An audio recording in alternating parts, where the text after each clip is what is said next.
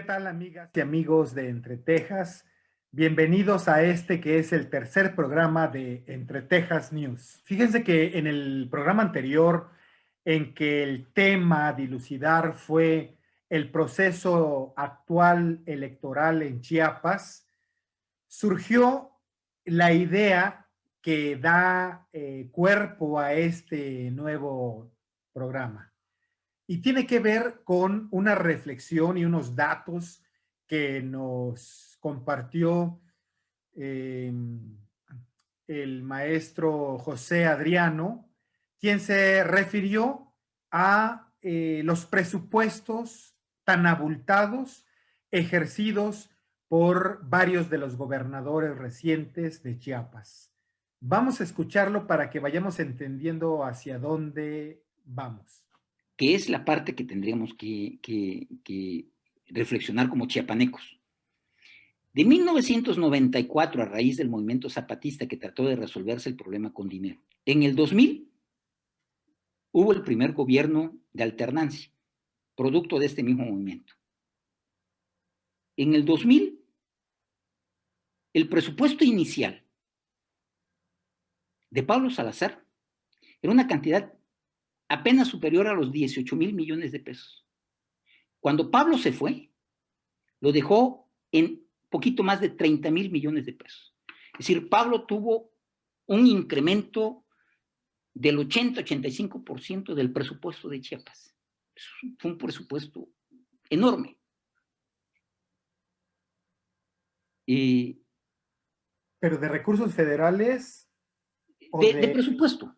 Claro, es decir, Chiapas no aporta, Chiapas no genera, ¿no? Es decir, el 90% de los recursos son federales.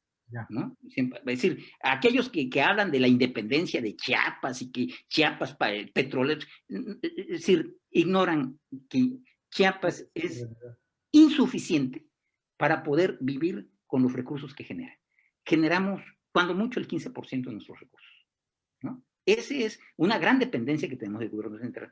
Pero mira, de 30 y tantos mil millones de pesos que dejó Pablo Salazar, Juan Sabines lo dejó en poco más de 50,000 millones de pesos. Pablo Salazar ejerció 200 millones de pesos de presupuesto y Juan Sabines ejerció 300 millones de presupuesto. Pero de Juan Sabines a Manuel Velasco, el presupuesto se fue a más de 70,000 millones de pesos. El presupuesto que ejerció Manuel Velasco fue cerca de los 500,000 millones de pesos. Sumado los tres gobiernos, Chiapas ejerció 1,000,000 de millones, o sea, 1,000,000,000. Con todo esto que te estoy señalando, una fuerte cantidad de recursos de estos 1,000,000,000 de pesos, perdón, 1,000,000 de millones de pesos, ¿no? O sea, 1,000,000,000 fue destinado para política social. Lo trágico es que la pobreza en Chiapas se ha incrementado, ¿no? Y este gobierno, en lo que va ahorita, de estos 2 años y un trimestre, ha gastado más de 200,000 millones de pesos. O sea, Chiapas se le destina mucho recurso. La pregunta es, ¿y dónde está ese recurso? Porque ¿Dónde no hay está? transparencia en su manejo, no hay a quien consultarle, hay opacidad con todo, y eso es parte también de nuestro retroceso, ¿no? Pero además hay otro gran problema. Es decir, creció la deuda tanto de los municipios como del gobierno del Estado. Aparte de que nos han destinado muchísimos recursos que no sabemos en dónde están. Se abrió la posibilidad de la deuda y los municipios empezaron a endeudar y el gobierno se empezó a endeudar y ahorita tenemos una deuda que es impagable. Pagamos 6 millones de pesos diarios de deuda. ¿Qué significan 6 millones para que tu público lo vea? 6 millones de pesos significa construir 20 viviendas de interés popular diario. Diario. Significa construir más de 30 aulas diarias. Significa construir una clínica rural diaria. Destinamos 6 millones de pesos diarios. Y tenemos pagando esa deuda 10 años. 10 años tenemos pagando esa deuda. ¿Y sabes cuánto se redujo la deuda? ¿Sabes cuánto se redujo la deuda? Nada. Tenemos 10 años pagando esa deuda y no hemos reducido nada, ¿no? Entonces, ¿qué fue lo que pasó? En términos reales, se le robó el futuro a varias generaciones que están sin futuro. En Chiapas, miles de niños, niñas y adolescentes están sin futuro. Al conocer estas cifras de supuesta inversión en Chiapas que debieron favorecer a la mayor parte de la población y conseguir un desarrollo para nuestro estado, que definitivamente no vemos por ningún lado hasta la fecha, pues se nos ocurrió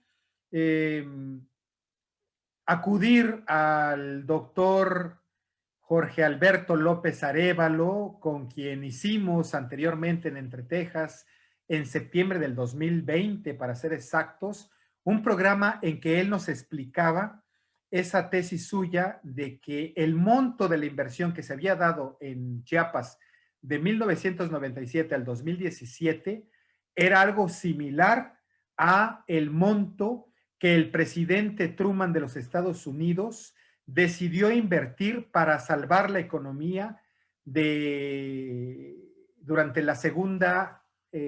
la posguerra de la Segunda Guerra Mundial en Europa, y que, bueno, ahora vemos los resultados de lo que ese apuntalamiento económico significó, lo cual no ha pasado en Chiapas.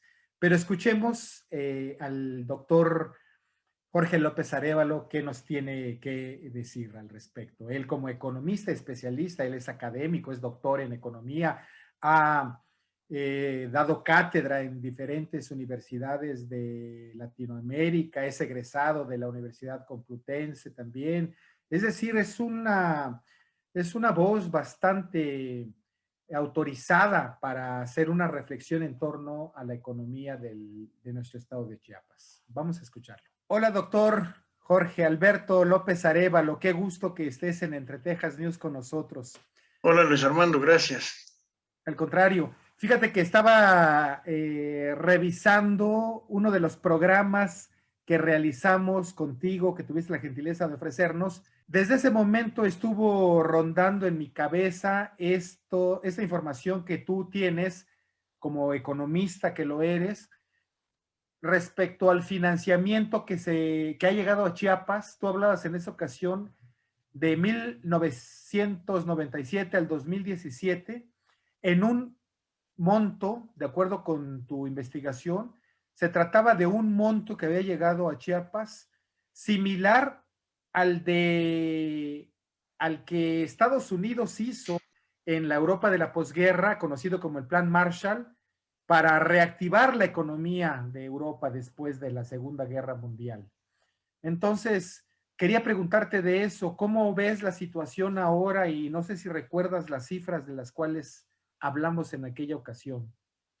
No tengo ahorita el dato preciso, pero efectivamente, o sea, Chiapas, no tengo el dato ahorita a mano, ¿verdad? Pero sí Chiapas ha recibido más a través de transferencias y participaciones federales, un monto superior al que en su momento el presidente Roosevelt destinó para el Plan Marshall, ¿verdad? Eso lo tenía calculado hasta el 2017 y ahora estamos en el 2020.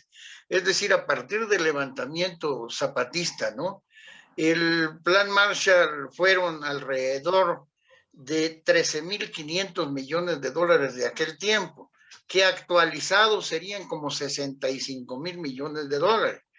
Pues en participaciones y transferencias federales, el estado de Chiapas ha recibido un monto superior a eso en un periodo más largo de tiempo, ¿verdad? Que el Plan Marshall. Pero acá no ha servido para reactivar nada, ¿no? O sea, prácticamente la economía de Chiapas desde 1983 más o menos, tiene una tasa de crecimiento, tiene un proceso de estancamiento y en términos del Producto Interno Bruto per cápita tiene una disminución importante y significativa, ¿no?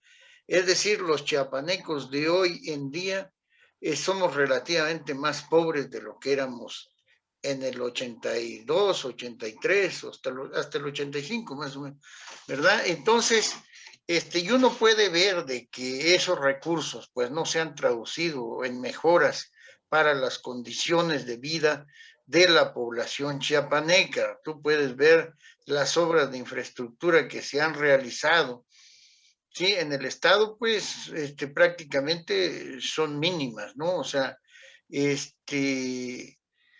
no ha habido no ha fungido como una palanca para el crecimiento económico de la entidad, ¿verdad? Si no hay un deterioro. Hace unos días yo revisaba, por ejemplo, revisaba justamente el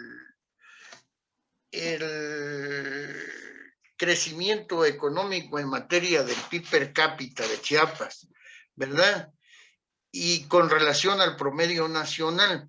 El promedio nacional, el resto de México tiene un crecimiento positivo en términos del PIB per cápita y Chiapas tiene un crecimiento negativo, ¿verdad? O sea, hay mayor divergencia con el resto del país, ¿verdad? A pesar de estos cuantiosos recursos que se han otorgado al estado de Chiapas, que mucho de esto se ha ido en políticas clientelares, donde se ve a los ciudadanos chiapanecos prácticamente como una especie de mercado del voto, no se ve con la finalidad de propiciar cambios estructurales que transformen la estructura productiva de la entidad y que mejoren las condiciones de vida de la población, ¿verdad? O sea, el estado de Chiapas tiene problemas y si lo vemos desde el punto de vista de la pobreza, también es de los estados que no mejora en términos de indicadores de pobreza, ¿verdad? En un periodo más o menos largo. De hecho, hay datos desde 1990 y no ha mejorado el estado en ese indicador. Parecemos como una especie de fábrica de pobres. Además, como la economía no crece y no genera empleos, se tiene que drenar población a otras entidades del país y del extranjero.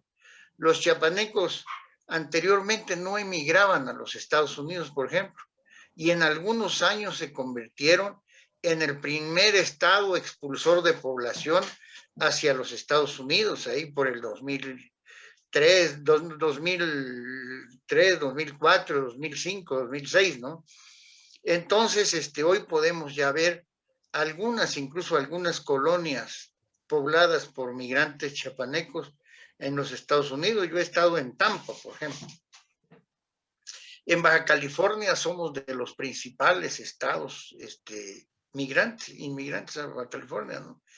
La agricultura de Sonora, prácticamente la agricultura empresarial, la principal fuerza de trabajo en el campo son los chiapanecos. En la Ribera Maya están un montón de chiapanecos. Esos son resultados de que la economía de la entidad no crece y no genera empleos, ¿verdad?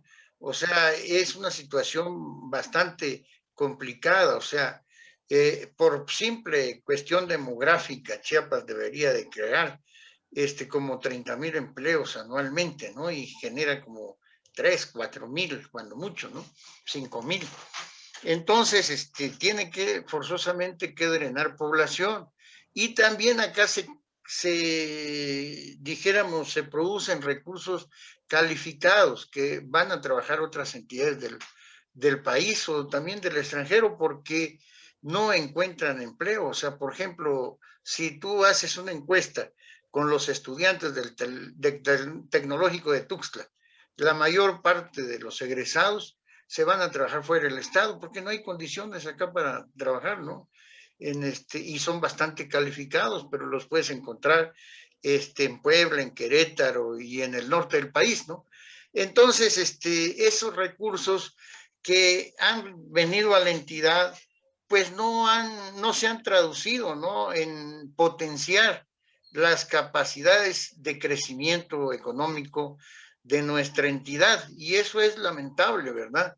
En el mejor de los casos se ha despilfarrado, y en el peor, dijéramos, se ha ido por los caños de la corrupción, ¿verdad? Uno puede ver, por ejemplo, Chiapas es la entidad que más aeropuertos puede tener, ¿no? O sea, que no funciona, ¿no? O sea, por ejemplo, en Tuxtla Gutiérrez, pues yo creo que fui el primero que empezó a hablar de Tuxtla York, porque tenía 3 aeropuertos, al igual que Nueva York, ¿no? El aeropuerto del Llano San Juan, que no funciona, el aeropuerto de Terán, que fue convertido en aeropuerto militar, y el aeropuerto Ángel Albino Corzo, ¿no? San Cristóbal de las Casas tiene un aeropuerto que ahorita está para go-karts, ¿no? Comitán tiene otro, ¿no? Palenque tiene otro que tampoco es funcional, o sea, porque se hicieron con la finalidad básicamente de responder a intereses de grupos que detentan el poder en la entidad, ¿no? O sea, y ahí se ha despilfarrado el dinero, ¿no? Entonces, pero otro se ha ido por los caños de la corrupción, y la verdad es de que no se ve por ninguna parte de que esa situación se quiera cambiar, ¿no? O sea, haciendo lo mismo vamos a tener los mismos resultados, y eso es lo lamentable del caso, ¿verdad? Hoy en día, por ejemplo, se sigue con lo mismo, ¿no? O sea, la política, dijéramos, asistencialista, que yo creo que ese debería ser un tema de discusión académica en México. O sea, porque, pues aparte de que genera la conciencia social del limosnero, ¿verdad? Y no saca a la gente de la pobreza, o sea, la mejor manera de sacar a la gente de la pobreza es con empleo, ¿sí? Y no se generan. El Estado debería ser un empleador de última instancia, y no gastaría mucho más en empleos socialmente útiles para los pobres, ¿verdad?, que lo que se gasta en términos de la política asistencialista y social, ¿verdad? Y el estar empleado, ¿verdad?, te genera otro tipo de conciencia y de mentalidad. O sea, por ejemplo, a mí me parece bueno el programa eso de Sembrando Vida, por ejemplo. Puede ser un programa que se podría potenciar, ¿verdad? Si en lugar de esta política asistencialista se diera a los pobres para que sembraran árboles en las localidades, en las zonas rurales, etcétera, ¿no? Y también algunos otros programas, pero se tiene que generalizar de tal manera que el Estado se convierta en empleador de última instancia para sacar de la pobreza a un sector importante de chiapanecos, ¿verdad?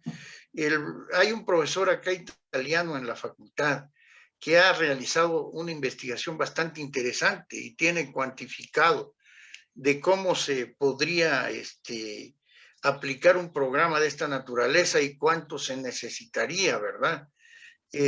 Pero se necesita cambiar el chip, ¿no?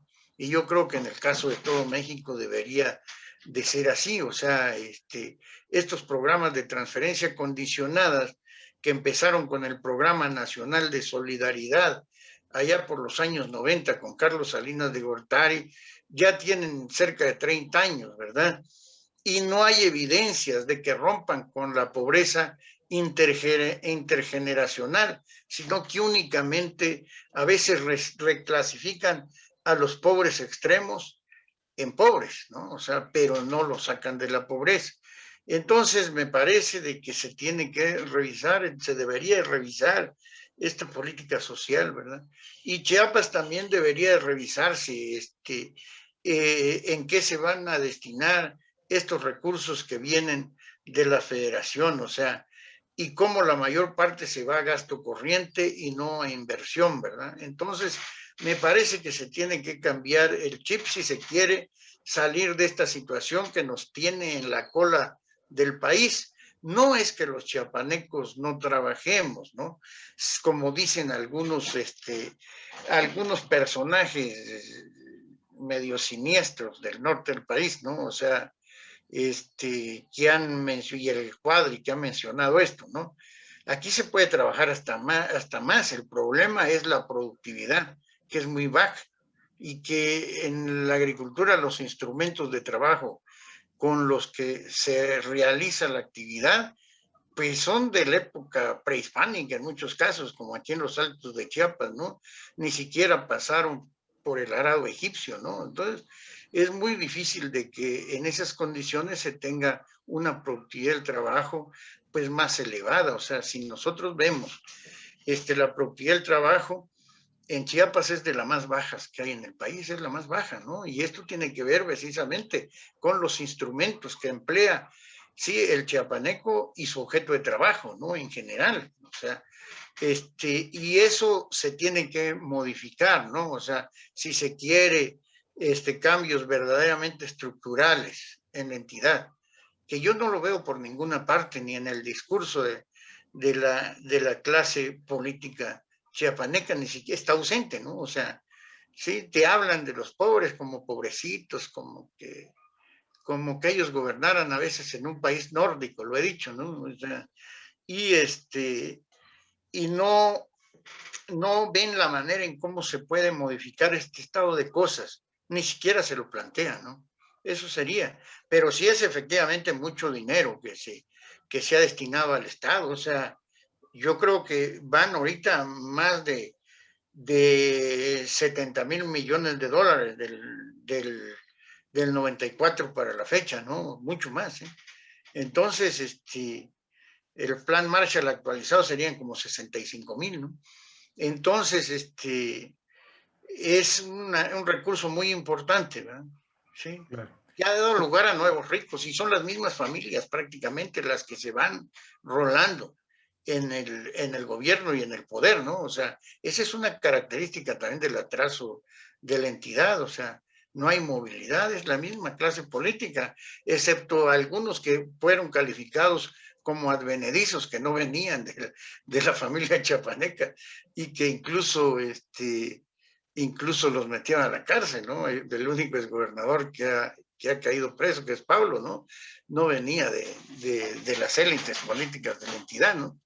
Y es el único que ha pisado la cárcel. Entonces, es para que tengamos una idea de por qué el Estado se encuentra en esta situación.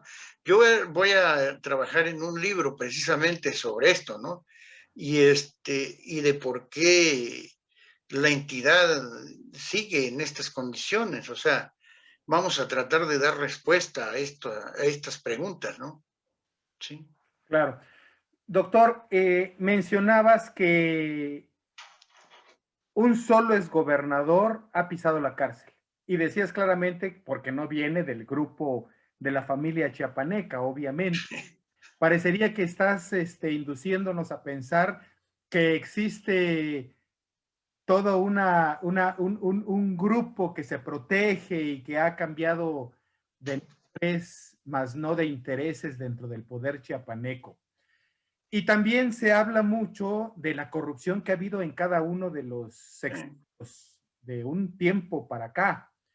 Pero, ¿por qué no se ha hecho una investigación? O sea, la Contraloría, el órgano superior de fiscalización, ahora que se llama Sistema Nacional Anticorrupción. ¿Por qué no han visto esto? Mira, hay una serie de observaciones de la Auditoría Superior de la Federación, ¿verdad? Pero la auditoría no tiene dientes, ¿verdad? O sea, no es vinculante. Y además, pero sí hay una serie de señalamientos, pero no se ha actuado, porque los gobernadores y los gobiernos de Chiapas se cuidan las espaldas con el gobierno federal y sirven a los gobiernos federales en turno, ¿no? O sea, y así ha sido, ¿no? Y así es. Yo al menos, por ejemplo, como la mayor parte de los chiapanecos, no vemos cambios en este gobierno, a pesar de que cambian los partidos políticos a veces que gobiernan, pero siguen la misma política, ¿no? O sea, yo no veo transformaciones, ni siquiera el intento de pensar el Estado de una manera diferente, como ha sido hasta ahora, ¿no? Claro. Y de plano nos queda muy claro el tema de que no ha habido políticas públicas en las últimas décadas para impulsar el desarrollo económico de nuestro estado. Definitivamente, los recursos que han llegado, pues tú lo has dicho, se han ido al caño de la corrupción o a estas políticas paternalistas y dadivosas que tanto daño han hecho, ¿no? Sí.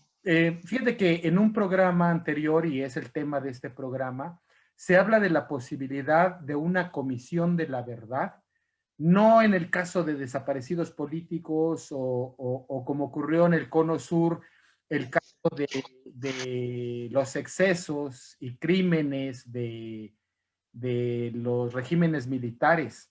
Tenemos un ejemplo en Guatemala magnífico que tiene que ver con la Comisión Anticorrupción y que llevó al expresidente de la República Guatemalteco a la cárcel. Obviamente la comisión funcionó y fue sorprendente para muchos países y muchos de los ciudadanos que dijimos, por fin, pero ¿crees que sería una posibilidad para Chiapas que la sociedad civil, en vista de que los órganos y los organismos gubernamentales y existentes no tienen dientes ni tienen la actitud pues de buscar a los delincuentes, ¿no? Sí, sí. ¿Pudiera esto? Como ciudadano, como académico, ¿qué podrías pensar? Mira, en relación a eso me parece de que en el caso guatemalteco funcionó, ¿verdad? Durante un tiempo porque tuvo el apoyo del gobierno de los Estados Unidos. No sé si recuerdas que con el gobierno de Obama, ellos estaban planteando la Alianza para la Prosperidad, iban a invertir recursos y querían de alguna manera que los recursos pues no se fueran por los caños de la corrupción. Entonces instrumentaron la CICIG, que era la comisión, la comisión internacional contra la impunidad en Guatemala, ¿no? Y que dependía directamente de las Naciones Unidas, ¿verdad? Fue un caso bastante importante y en Guatemala se decía incluso los jueves de la CICIG, porque los jueves hacían revelaciones de quiénes iban a detener, ¿no? Y pero esto fue posible por esa circunstancia. Después, con el cambio de gobierno de Trump, pues le quitaron los dientes a la CICIG, ¿no? Y lo marginaron, hasta persiguieron al colombiano que dirigía la CICIG, ¿no? Y lo trataron de acusar de una serie de falsedades, ¿no? Entonces, una comisión de la sociedad civil, creo que hay un grupo de la sociedad civil que como una especie de Contraloría Social, porque alguna vez me invitaron, desafortunadamente no pude ir a una plática, pero sí hay algún grupo, pero yo creo que se debería de fortalecer esas iniciativas, ¿no? O sea, porque lo ideal sería de que se vigilara por la sociedad el uso y destino de los recursos públicos, ¿verdad? Porque es bastante, es muy importante, ¿no? Pero vuelvo a lo mismo, o sea, pues aquí hay una Contraloría Estatal también, pero no funciona, ¿no? O sea, nunca han sindicado prácticamente a nadie, ¿no? O sea, me parece de que se tendría que generar una especie de despertar de la sociedad civil que se encargara de monitorear, ¿verdad?, el ejercicio del gasto y que tuviera voz, ¿no? O sea, para denunciar en foros nacionales, internacionales, el asunto del Estado, ¿no? O sea, porque me parece que está bastante invisibilizado, ¿verdad? Y a veces se habla de los Duartes, de los otros, pero no se habla de los de aquí, que pueden estar en la misma situación o a veces peor que ellos, ¿no? O sea, Y con las mismas abultadas cifras de desaparición de recursos, ¿no? De desaparición de recursos públicos, ¿no? O sea, sí, o sea, hay evidencias de que hay transferencias de deuda que se fueron a cuentas privadas, o sea, contratación de deuda pública. Entonces, creo yo de que sí se debería, ¿no? Desde la sociedad civil, pues generar una especie de despertar, ¿no? Que nos lleve a vigilar el uso y el destino de los recursos públicos, ¿no? Ok, pues qué amable, doctor, muchísimas gracias. No, de nada, Luis Armando, gracias a ti y a tu auditorio. Bueno, nos vemos, hasta luego. Gracias, nos vemos pronto, hasta luego. Pues bueno, como muchos sabemos, el gobierno del estado tiene varias instancias dentro del mismo gobierno que tienen como objetivo fiscalizar, dar seguimiento al tema de las inversiones, del gasto público, de la pertinencia y la comprobación de ese gasto, tales como la Auditoría Superior del Gobierno del Estado, de Fiscalización del Gobierno del Estado, como la Contraloría del Estado. En fin, hay muchas de esas instancias, pero para ser sinceros, pues no ha sido suficiente para detener todo este tema de la corrupción que se da y a la cual aludía el doctor López Arévalo, que se ha ido gran parte de este financiamiento al Estado al caño de la corrupción.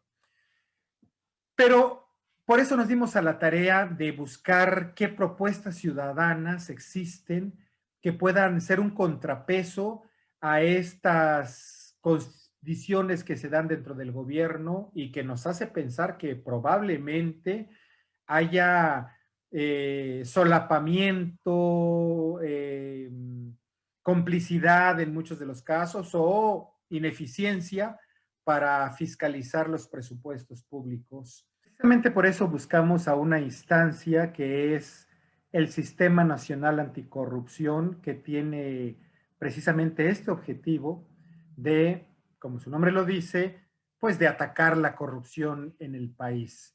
Y quiero decirles que existe también, por supuesto, ese mismo organismo con una representación en Chiapas. Por eso precisamente buscamos al organismo que está en Chiapas y que es el Comité de Participación Ciudadana del Estado de Chiapas, justamente del Comité Coordinador del Sistema Nacional Anticorrupción. Y tenemos el gusto de tener con nosotros para que nos explique cómo funciona, en qué consiste, a su presidenta del Comité de Participación Ciudadana del Comité Coordinador, a la maestra Ana Lilia Cariño Sarabia. Vamos a escucharla. Hola, maestra Ana Lilia Cariño. Qué gusto saludarla y que esté con nosotros en Entre Tejas News. Fíjese que la buscamos y queríamos consultarle algunas cosas. En primer lugar, presentarla ante nuestra audiencia. Usted es la presidenta comisionada del Sistema Estatal Anticorrupción.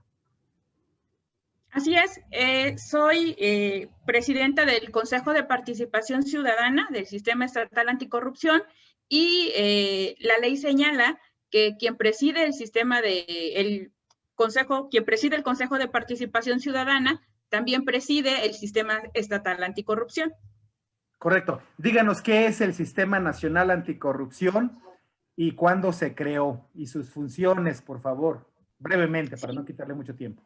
No, mira, esto viene a raíz del 2015. El 2015 se hace una reforma al artículo 113 constitucional en donde se crea este Sistema Nacional Anticorrupción. ¿De dónde surge? Pues básicamente de esta inconformidad ciudadana, ¿no? De estos escándalos de corrupción. Había una presión social muy, muy fuerte y había organizaciones sociales trabajando pues para tratar de erradicar estos actos de corrupción. No sé si recuerdas esta iniciativa que salió de la Ley 3 de 3, impulsada por una organización que es Transparencia Mexicana y por IMCO. Entonces, estos fueron un poco los antecedentes que llevan a que en el 2015 se haga esta reforma donde se origina el Sistema Nacional Anticorrupción. ¿Y qué es? Pues es básicamente hacer de manera institucional un esfuerzo de coordinación entre autoridades federales, estatales, para poder aumentar la confianza ciudadana, la transparencia y erradicar la corrupción. Este Sistema Nacional Anticorrupción, aquí establecen esta coordinación de manera institucional. Se establece también que todas las dependencias que se dedican a la prevención, a la investigación y a la sanción de actos de corrupción se integren en un comité coordinador y que este comité coordinador, para tener la certeza de sus actuaciones, tenga un componente ciudadano. Por eso en el Sistema Nacional Anticorrupción existe un comité de participación ciudadana, que es este componente ciudadano que va a ir acompañando todas las acciones que realicen estas dependencias. Esto se hace a nivel nacional y se les da a los estados un plazo para que puedan armonizar a su vez las leyes locales. Este plazo fue para julio del 2017. Aquí en el estado de Chiapas se armoniza la Constitución, se crea la ley del Sistema Estatal Anticorrupción en el 2016, pero se había quedado ahí, digamos que solamente con la expedición de la ley, y es hasta el 2020 que se conforma una comisión de selección que va a escoger. Esta comisión de selección es nombrada por el Congreso del Estado y escoge a 5 ciudadanos que deben de cumplir con requisitos de ley y experiencia en temas de fiscalización, transparencia y rendición de cuentas, y es así que se integra el primer Consejo de Participación Ciudadana, el cual este año me toca presidir. Sí, es lo que vi justamente, que es muy reciente su nombramiento, ¿no? Del 2021, creo que unos meses atrás, Así es, ¿no? fue en marzo, el 9 de marzo del 2021, tomo la presidencia del Consejo de Participación Ciudadana. Anteriormente, la presidencia le correspondió a la maestra Marlene Marisol, que concluyó su periodo, entonces yo entro ahí en relevo, pero sí, básicamente del Consejo de Participación Ciudadana, pues tenemos un año y unos meses, pues desde el nacimiento, así es. Claro. Oiga, quiero preguntarle algo. Vi la conformación, lamentablemente no tenemos los ciudadanos tanta información como si la tenemos de otros organismos, el INE, el IEPC en el caso de Chiapas, en fin, hay una gran cantidad de organismos de los cuales tenemos conocimiento. Creo que en este caso yo debo confesar mi ignorancia, no fue sino hasta hace unos 2 meses que tuve conocimiento del Sistema Nacional Anticorrupción y el Sistema Estatal Anticorrupción principalmente, ¿no? Pero estaba observando que a nivel nacional está conformado por un comisionado presidente que no ha sido designado, o sea, está vacante el lugar, ¿no? Lo vi en la página, espero que esté actualizada la página. Así es, a nivel nacional hay solo un integrante ahorita del CPC, el maestro Jorge Alatorre, y justo hoy en el Senado se estaba integrando esta comisión de selección para nombrar a los otros integrantes y que el Comité de Participación Ciudadana a nivel nacional pueda tener a los 5 integrantes. Claro. Bien, bueno, vamos a ir al nivel estatal. Usted es la presidenta del Comité de Participación Ciudadana, maestra Cariño Sarabia, y el sistema estatal está conformado por usted como representante y presidenta comisionada, pero también por el titular de la Auditoría Superior del Estado, por el fiscal especializado en combate a la corrupción, la Secretaría de Honestidad y Función Pública, el magistrado presidente del Tribunal Superior de Justicia, el comisionado presidente del Instituto de Acceso a Información y Protección de Datos Personales del Estado de Chiapas, que por cierto buscamos para que nos obsequiara una entrevista, probablemente no ha visto aún su mail, ya esperaremos, y la magistrada presidenta del Tribunal Administrativo del Poder Judicial del Estado. Cuando sesionan y se toman las decisiones, es un órgano colegiado en que cada quien tiene derecho a voz y voto. Estamos hablando de 2, 4, 6, 7 integrantes.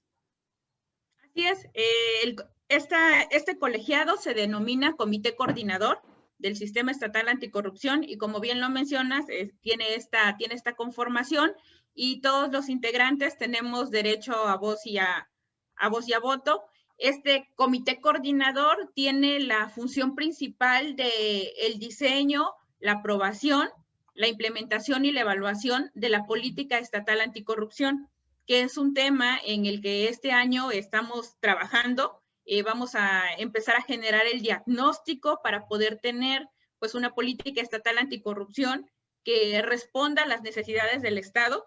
En el 2020 se aprobó la Política Nacional Anticorrupción, se publicó en el Diario Oficial de la Federación, pero pues este es como un marco, digamos que de actuación general. Sabemos que cada estado tiene sus particularidades y pues más en Chiapas, ¿no? Tenemos una realidad distinta al resto de los estados de la República. Entonces, este año vamos a estar trabajando con esta política estatal anticorrupción. En el seno del comité coordinador se aprobaron ya unos mecanismos sobre cómo vamos a ir trabajando. Te comparto, por ejemplo, que una vez que pase este tema del proceso electoral, vamos a hacer una encuesta anticorrupción para conocer la percepción de los ciudadanos en la percepción que los ciudadanos tienen en este problema. Esta encuesta va a ser en línea, pero como sabemos que aquí en Chiapas el tema de la conectividad, pues no es algo que todos los ciudadanos tengan acceso. También vamos a hacer algunas encuestas de manera presencial en comunidades indígenas y en comunidades poco comunicadas. Vamos a estar haciendo conversatorios regionales, también para conocer la percepción de los distintos sectores en este tema y vamos a ir haciendo entrevistas con actores clave. Entonces, este año vamos a estar trabajando muy fuerte en este tema de la política estatal anticorrupción. Comentarte también que para el acompañamiento en esta política tenemos integrado un consejo consultivo. Para la parte ciudadana es muy importante en este tema de combate a la corrupción. No podemos pensar en un combate a la corrupción si nada más lo vemos desde el punto de vista institucional, ¿no? Tan es así que pues hay un consejo de participación ciudadana al centro de este sistema anticorrupción. Entonces, este consejo consultivo lo conformamos en diciembre del año pasado y está integrado por Centro Chiapas Emprende, Coparmex, Canaco, la UNACH, el IAP y organizaciones de la sociedad civil como Ligalab, Quinquiltic, que es una organización indígena dedicada a temas anticorrupción, Diálogos de Chiapas, ACER. Entonces, la visión de todos ellos pues nos ha ido ayudando a que vayamos construyendo pues estos insumos pues necesarios para tener un diagnóstico que finalmente nos permite establecer pues líneas de acción que contribuyan de manera eficaz al combate a la corrupción. Claro. Déjeme hacer un ejercicio porque no he entendido bien, discúlpeme, la función del Consejo Estatal.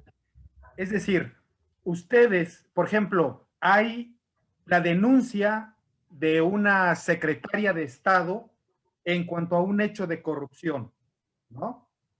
No voy a decir nombres, obviamente. Tengo pensado en quién, por supuesto, pero bueno, no lo voy a mencionar. ¿La denuncia va al Consejo y ahí se ve o eso es un asunto de la Contraloría, del órgano de fiscalización?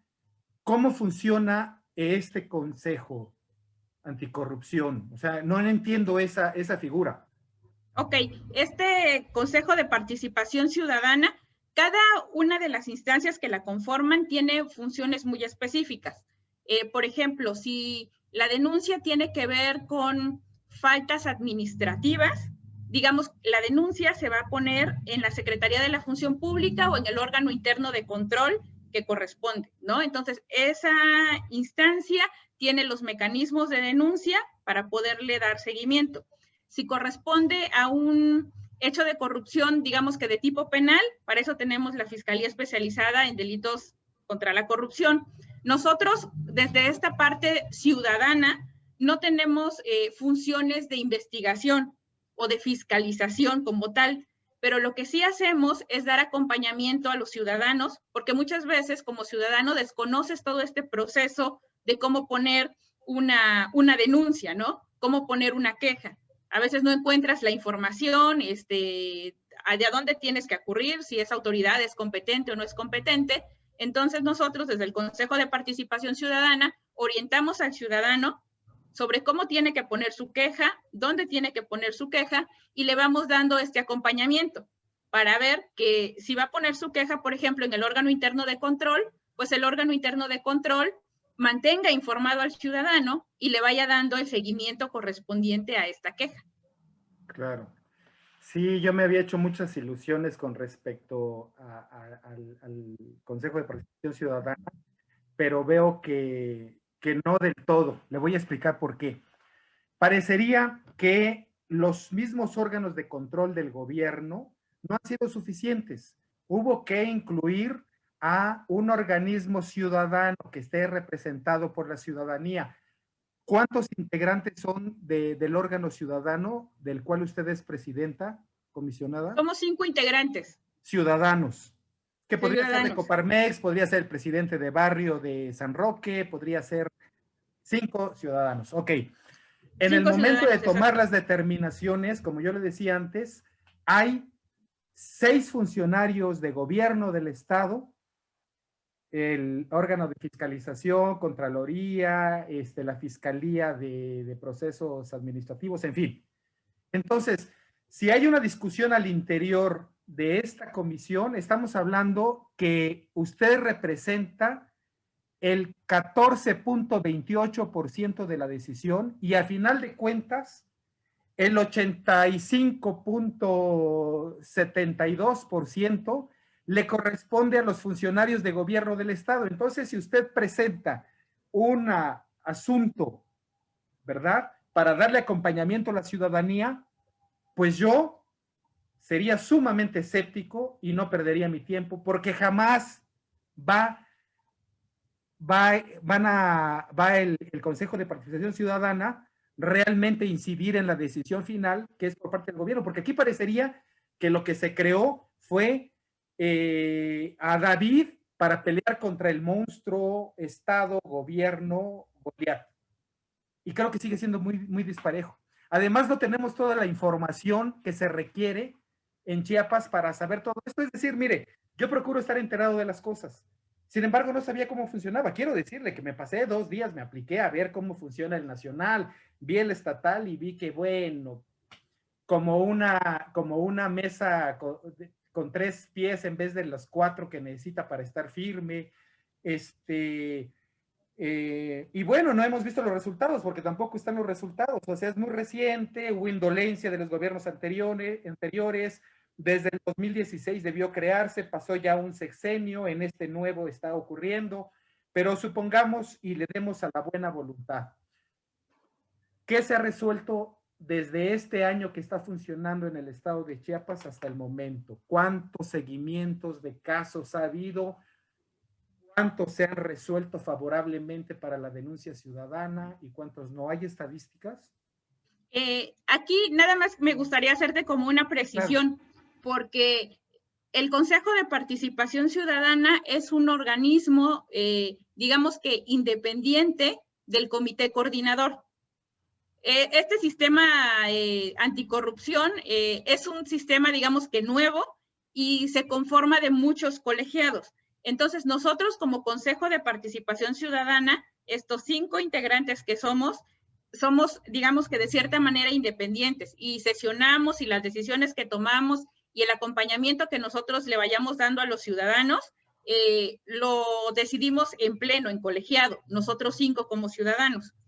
El comité coordinador tiene, digamos que la función de aprobar todo este tema de políticas públicas, y como bien lo mencionabas, digamos que la parte ciudadana de estas 7 sillas, únicamente una es una parte ciudadana. Y esto que mencionas, se ha comentado en varios foros. A nivel nacional, pues todos los estados tienen como sus CPC, sus consejos de participación ciudadana, y existe esta inquietud de por qué no los 5 integrantes del Consejo de Participación Ciudadana también forman parte de este comité coordinador, para poder hacer como que... ¿Estarían qué? 2, 4, 6, 7 contra 6. Ajá, para poder hacer, digamos que un poco este equilibrio de fuerzas, ¿no? Claro. Pero este diseño, digamos que viene desde la Ley General Anticorrupción a nivel nacional, se pensó originalmente únicamente con una silla ciudadana, ¿no? Pero sí está esta parte de decir... Se pensó perversamente, podría decir yo, déjeme ser el abogado del diablo. ¿Por qué? Porque me parece desalentador todo lo que hacen ustedes al ver que pues no hay el menor resquicio de poder ganar una votación, ¿no? Por parte de la ciudadanía. Porque parecería que en vez de que tengamos representantes ciudadanos en el gobierno, en la legislatura, en el poder judicial, que ayuden a gobernar al país y a los ciudadanos, pues tenemos los enemigos enfrente. Es decir, es angustiante ver esa situación. ¿No la desalienta de pronto? Creo que no, o sea, hemos encontrado bastante apertura, digo, muestra de ello es que en marzo pues se conformó este primer Consejo de Participación Ciudadana, nosotros nos conformamos en marzo, y este Consejo, digamos que de Participación Ciudadana, hizo en el mes de junio, julio, agosto, un proceso para poder elegir a la secretaria técnica. Existe un organismo público que se llama Secretaría Ejecutiva del Sistema Anticorrupción. Que ya vi que las oficinas están en Gubernatura del Estado. En la Torre Chiapas. Ok, pero depende, porque están en la página de Gubernatura del Estado. Sí, así es. Mucho, porque dije, entonces, ¿dónde está el aspecto ciudadano de esto? La Secretaría Ejecutiva del Sistema Anticorrupción es un OPD, un organismo público descentralizado, que su función es fungir como apoyo técnico de las decisiones que se tomen en el comité coordinador. Por ejemplo, si en el comité coordinador se aprueban estos criterios para la metodología de la política pública, quien va a elaborar estos insumos o quien va a operar esta parte de la encuesta anticorrupción, pues va a ser la Secretaría Ejecutiva. Pero siempre tiene el acompañamiento del Consejo de Participación Ciudadana. Entonces, nosotros como CPC fuimos los encargados de seleccionar la terna para que el comité coordinador eligiera a la secretaria ejecutiva. Entonces, hicimos un proceso público, una convocatoria, se eligió, y esta secretaría ejecutiva empezó a operar en el mes de octubre. O sea, hasta el mes de octubre podríamos decir que formalmente inicia como tal este sistema estatal anticorrupción, ¿no? O sea, ya conformando los órganos del Consejo de Participación Ciudadana, del Comité Coordinador y de la Secretaría noviembre, Ejecutiva. diciembre, enero, febrero, marzo, abril, 6 meses operando. No me ha respondido cuántos asuntos bueno, y otra preguntita, perdóneme usted. ¿Quién le paga a la Secretaría Ejecutiva? Es un OPD que tiene presupuesto que se aprueba desde el presupuesto estatal de egresos, es presupuesto del Estado, gobierno del Estado. Así estatal le paga. Sí, el personal que está en Secretaría honorarios Ejecutiva, o también es un servicio profesional? A nosotros nos pagan por honorarios. La ley establece, tanto la Ley General del Sistema Anticorrupción como la ley estatal establecen que el pago a los consejeros va a ser a través de honorarios, precisamente para garantizar, digamos, que esta parte de la independencia de los consejeros. Pero el personal que labora en la Secretaría Ejecutiva sí es personal son servidores públicos que pertenecen a este OPD. Ahora, respecto a lo que me preguntas... Oiga, y ya vi en la página alrededor de 30 servidores públicos en esta Secretaría Ejecutiva. Ahí cualquiera puede consultarlo en la página. Sí. Qué gran estructura burocrática. Bueno, vamos a ver los resultados. Dígame. Bueno, de lo que me preguntas, en el CPC tenemos ahorita 3 quejas ciudadanas que tenemos, digamos que en proceso, que les estamos dando acompañamiento. Un poco también lo que mencionas es que no hay mucha difusión sobre qué es el sistema, ¿no? Nosotros estamos haciendo este trabajo, tenemos redes sociales, tenemos nuestra página de internet, lo mismo la Secretaría Ejecutiva, y esa es la parte en la que también queremos trabajar este año, ¿no? Esta parte que nos hace mucha falta para que los ciudadanos sepan que existe un sistema estatal anticorrupción, ¿no? Que si necesitan denunciar, que si son testigos de un acto de corrupción y no saben cómo hacerlo, pueden acercarse al Consejo de Participación Ciudadana, que nosotros los vamos a orientar, que nosotros les vamos a estar dando seguimiento a sus quejas para que se siga el proceso que se tiene que seguir y no pongan la queja y ya jamás vuelvan a saber de ella o no les den los informes que les tienen que dar por la queja. Entonces, esa parte nos hace mucha falta y por eso es bueno estos espacios para que la gente conozca del sistema estatal anticorrupción.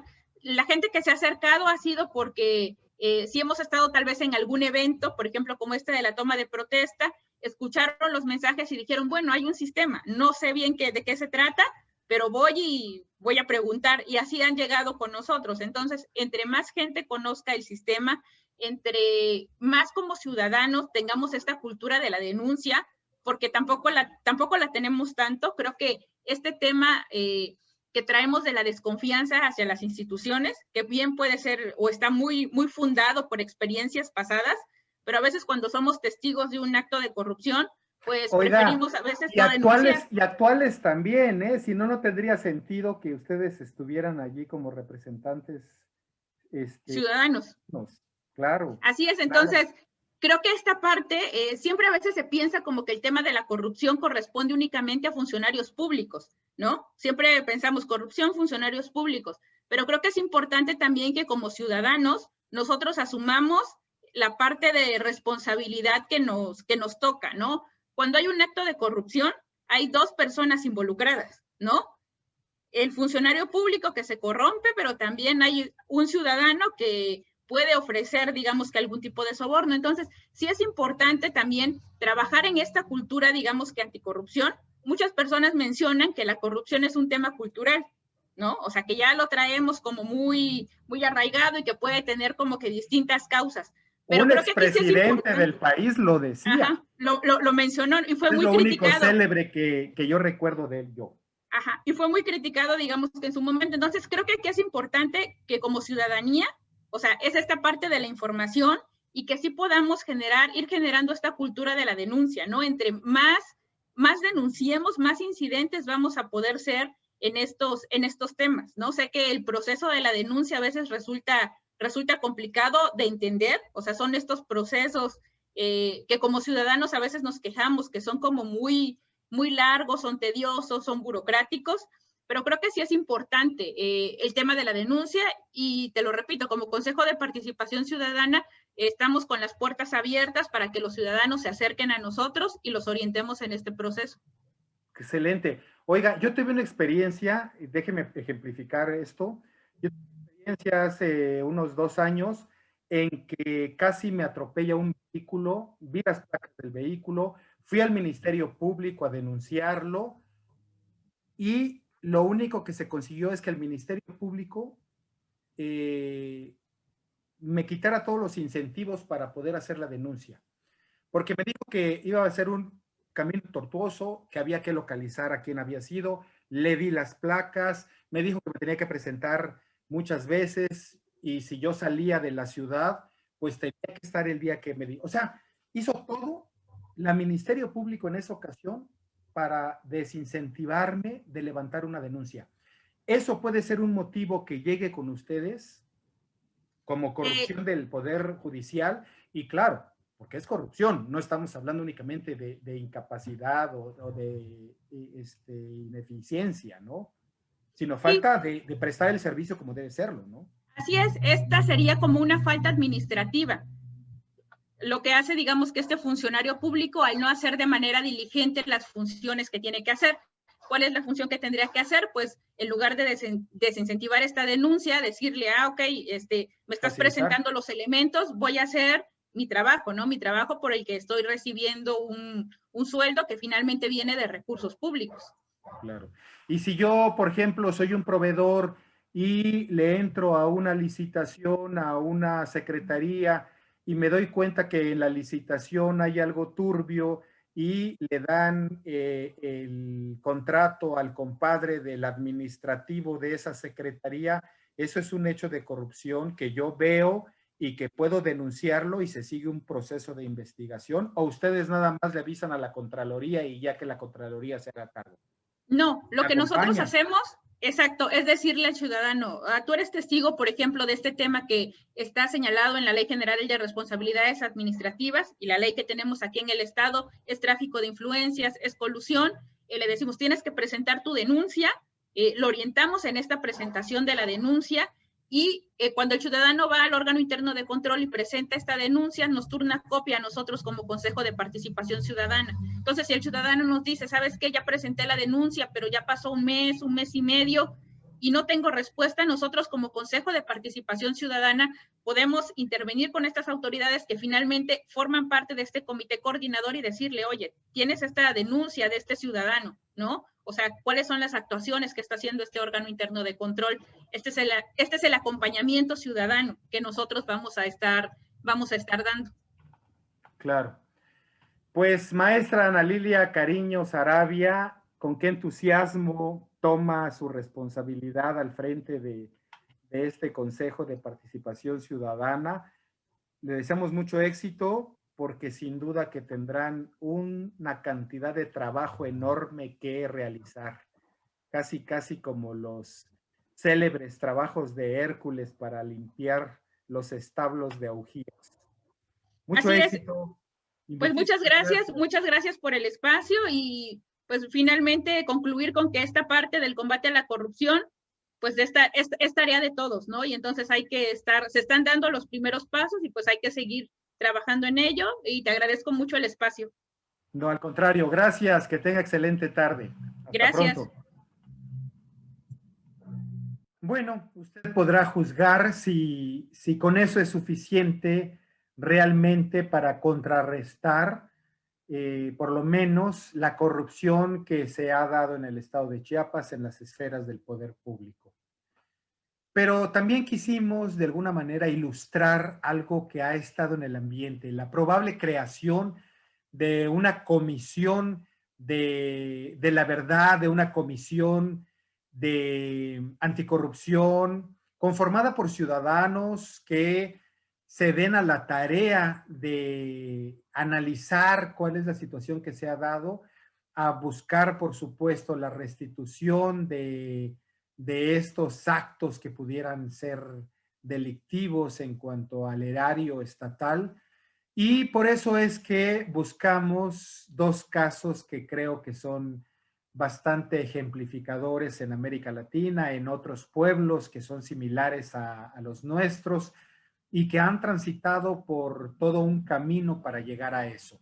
El caso de Guatemala, donde se creó la Comisión Internacional contra la Impunidad en Guatemala, la CICIG, la CICIG, y precisamente por eso hemos invitado a Marvin del Cid, un periodista, colega de Guatemala, que dio seguimiento a todo esto y que nos va a dar su perspectiva desde el mundo periodístico.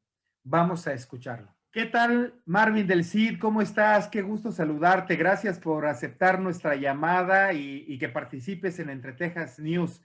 Es importante tener la opinión de un colega de Guatemala sobre un organismo que podría ser un modelo a seguir en nuestros países y, bueno, en el caso particular de Chiapas, pensando en una comisión de investigación anticorrupción, sería sensacional. Allá en tu país se creó la Comisión Internacional contra la Impunidad en Guatemala, mejor conocida como CICIG, el 12 de diciembre del 2006 y funcionó hasta el 3 de septiembre de 2019. Platícanos, por favor, Marvin, de esa experiencia y por qué se dio. Bueno, es un tema bastante amplio porque fue una comisión que fue instalada en el país luego de la petición del propio gobierno de Guatemala. ¿Y por qué? Porque el tema de impunidad, el tema de corrupción, el tema de lucha contra los corruptos estaba prácticamente rebalsado en Guatemala. Entonces se hace la solicitud a Naciones Unidas de crear una comisión de una naturaleza que viniera a investigar y que viniera a respaldar el trabajo de investigación criminal. ¿Por qué? Porque en Guatemala se había acuñado un término por aquellos años que era el famoso término de las CIACs, cuerpos ilegales y aparatos clandestinos de seguridad, que eran grupos que actuaban al margen de la ley, integrada sobre todo por exmilitares, ¿verdad? De la línea dura, y que operaron en Guatemala durante muchos años, sobre todo en el conflicto armado interno, que como bien sabemos en Guatemala tuvimos una guerra civil de 36 años, que dejó más de 300,000 muertos y más de 100,000 desaparecidos. Entonces acabamos de salir de una firma de la paz con muchos altos y bajos. Finalmente mucha parte de la sociedad aplaudía de que Guatemala por fin se silenciaban las armas y que se iba a entrar a un diálogo y a una discusión donde el país fuera avanzando. Pero lamentablemente muchas de esas cosas únicamente quedaron en el papel, ¿verdad? Y el tema de las SIACs, pues lo habían acuñado muchos intelectuales en Guatemala, en muchos políticos, en los medios de comunicación, y con el país rebalsado no quedó otra más que pedirle a Naciones Unidas que interviniera, ¿verdad? Viene Naciones Unidas e instala la comisión en las fechas que tú ya mencionaste, se instala la comisión en Guatemala, se hace la petición a Naciones Unidas, recordemos que se hace la petición y el Congreso de la República de Guatemala finalmente lo ratifica y es así como entra a funcionar la comisión en Guatemala. Y aquí hay un dato bien relevante, que la Comisión Internacional contra la Impunidad en Guatemala es el primer experimento a nivel mundial que se hace de esa naturaleza, ¿verdad? Entonces ahí surgen una serie de críticas. ¿Por qué? Porque empiezan a decir de que somos una especie de laboratorio para Naciones Unidas y todo. Yo personalmente aplaudo el ejercicio porque fue un ejercicio que si bien hubo errores en algunas investigaciones de la comisión, que si bien no todo fue perfecto, la comisión vino a dejar, digamos, el camino limpio para investigar casos que en Guatemala no se investigaban. ¿Y casos como cuáles? Casos en contra de grandes empresarios que en este país habían sido intocables siempre. ¿Por qué? Por el tema de las oligarquías en estos países, ¿verdad? Recordemos que Guatemala es un país pequeño de 108,889 kilómetros cuadrados y por lo tanto es un país donde uno conoce muchas cosas y uno investiga y todo. Se vino a descubrir casos de evasión tributaria graves, casos de soborno a políticos, casos donde había corruptos y corruptores. Entonces la CICIG vino a poner un parteaguas entre lo que era la investigación penal antes de que ellos llegaran y lo que pasa posteriormente. Ahorita que mencionas y haces esta referencia a los actos delictivos que se han dado entre la oligarquía y los gobiernos, se me hace tan familiar que lo escucho comúnmente en Chiapas, que sabemos que está, pero pues nadie dice nada ni ha habido ninguna autoridad que se ponga a trabajar con eso, porque al final de cuentas los grupos poderosos de políticos y oligarcas pues no van a soltar el poder así nomás. Oye, una de las cosas que me llamó la atención, hay un breve documental en la página de la CICIG, de lo que está de la CICIG, donde se ve volcada la voluntad popular apoyando a la CICIG. Fue una iniciativa del expresidente guatemalteco Alejandro Yamatei, pero terminó encarcelando a otro presidente, ¿no? Previo a él, al que se le demostró estos hechos de corrupción tremendos. ¿Y a cuánta gente más realmente valió la pena? Fue una obra de realmente cicatrizar las heridas del pasado, ¿o quedó a la mitad? No, pues obviamente el gran tema es ¿qué más pudo haber hecho la Comisión Internacional contra la Impunidad en Guatemala? Muchísimas cosas, ¿verdad?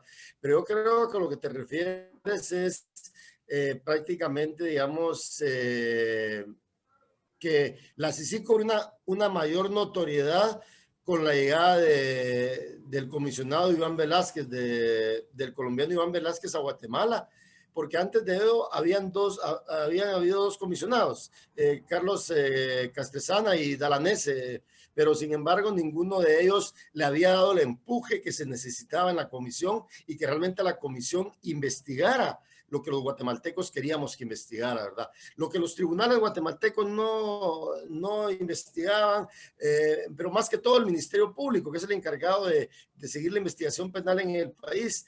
Entonces, cuando Iván Velázquez llega a la Comisión Internacional contra la Impunidad en Guatemala, CICIG, pues se da un cambio radical. Se empiezan a investigar más casos, se empiezan a documentar más casos, que finalmente recordemos de que uno de los grandes temas de la investigación penal, bueno, y la investigación periodística también es demostrar evidencia, y que a través de esa evidencia se hagan investigaciones, ¿verdad? Y en el caso de la justicia, de lo penal, que los responsables de cometer actos de corrupción fueran llevados a procesos penales y que realmente fueran enjuiciados, obviamente con el debido proceso, porque finalmente ese es parte del juego democrático, que todos tengamos derecho al debido proceso.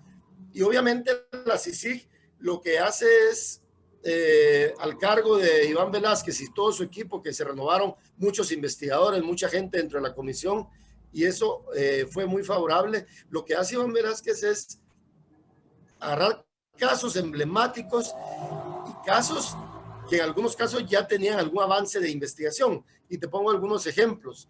Había muchos casos dentro de los medios de comunicación en Guatemala y digamos, ahí yo te puedo mencionar muchos porque yo investigué muchos casos de corrupción entre el año 2007 al año 2013 y años anteriores, junto a mis colegas del periódico. Muchos otros periodistas investigamos casos de corrupción, pero que no pasaba nada con esos casos de corrupción. Sin embargo, la comisión toma algunos de estos casos y los empieza a investigar y los termina judicializando. No son todos los casos. Obviamente la CICIG investigó casos que eran investigaciones iniciadas por ellos y producto de ellos que llegaron, te podría mencionar muchos casos.